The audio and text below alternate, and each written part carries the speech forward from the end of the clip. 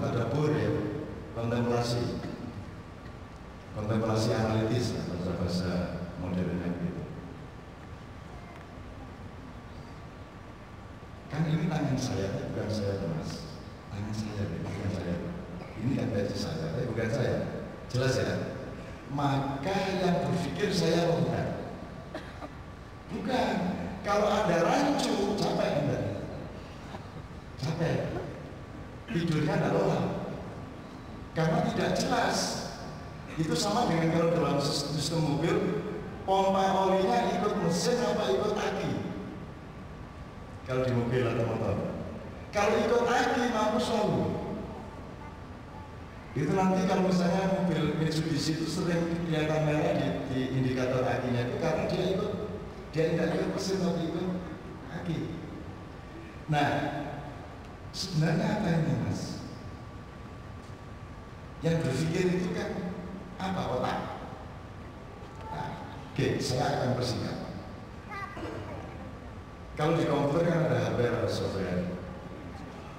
Otak kan kita punya, kambing juga punya, ayam juga punya. Tapi apakah ayam bisa berpikir? Apakah kambing bisa berpikir? Kemarin di Jember dengan beberapa dosen dari biologi dan kedokteran kita cari bersama 2 malam yang lalu. Loh, bedanya apa otak manusia dengan otak binatang sehingga otak manusia bisa berpikir sementara otak binatang tidak bisa berpikir? Struktur biologisnya bagaimana? Sebenarnya tidak ada juga ya, yang mirip-mirip ya begitu juga. Lalu terus kenapa manusia kok bisa berpikir? Sehingga kemudian ada pemikir. Nah, ini saya ganggu Anda seperti ini supaya Anda itu menikmati Quran. Tidak bisa saya terus ngasih tahu Anda Quran isinya begini, maknanya begini lah. Untuk apa Anda jadi manusia kalau saya kasih tahu? Saya cuma buka-bukain pintu dikit-dikit, supaya nanti kalau Anda baca Quran senyum-senyum sendiri, iya ya aneh kan? Ini Allah ini menganeh-aneh, gimana sih ini?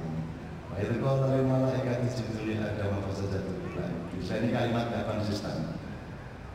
Allah bilang, dan ketika aku perintahkan kepada para malaikat bersujudlah kepada Adam, maka bersujudlah mereka kecuali iblis. Kan orang yang tertib bahasa Indonesia-nya membantah. Lu tadi iblis tidak ikut diperintah kok. Iblis tidak ikut diperintah kok terus gila iblis. Ini Tuhannya gimana Tuhan? Ya biarin dalam semua mau saya mau kitab saya sendiri. Tapi kalau ada ini gini mengasihkan supaya Anda itu cinta sama Tuhan.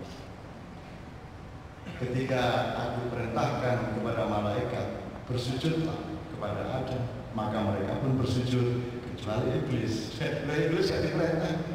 Terus dari iblis yang ngacung, terus saya tidak diperintah karena dia. Terus saya diilah-ilahkan sekarang terus dia iblis. Itu kan asli itu, dan itu sampai kapanpun tidak bisa selesai perdebatannya. Oh, kalau ahli fisika mungkin akan bilang begini, oh berarti iblis itu semula adalah malaikat. Terus dia mengalami deformasi karena dia melakukan ketidaktaatan.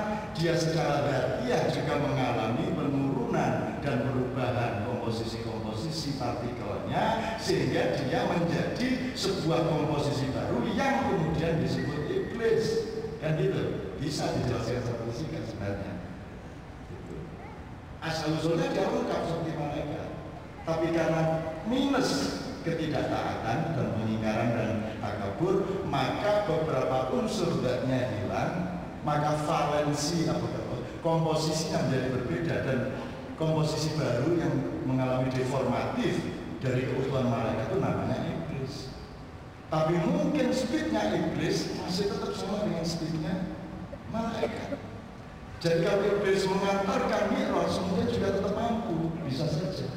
Oleh karena itu dalam cerita tadi disebut bahwa kalau bulan Ramadan itu setan sering ngintip-ngintip ke langit, terus dilempar sama malaikat. Loh, mereka sama-sama pendekar bayangan, pendekar yang dahsyat, kecepatannya luar biasa sama dengan RC kuadrat dan soal lah saya. Tapi itu tafsir fisika. Bisa kita cari tafsir teater, tafsir kesenian. Tafsir itu sekali lagi bukan Quran ya. Tafsir Quran bukan Quran. Syariat Islam versi NU tidak sama dengan syariat Islam. Itu versi NU. Ada lagi versi Hizbut Tahrir, ada lagi versi Sunni, Syiah, Persis, Muhammadiyah. Ada tafsir-tafsir sporadis sehari-hari. Ada tarawih yang lama. Hari kedua saya tarawih di Goa, di masjidnya Syekh Yusuf, pahlawan Indonesia dan pahlawan Afrika Selatan sekaligus. Dan karena saking bangganya kita kepada Syekh Yusuf, maka sholat di masjid beliau itu juga kita pilih ayat yang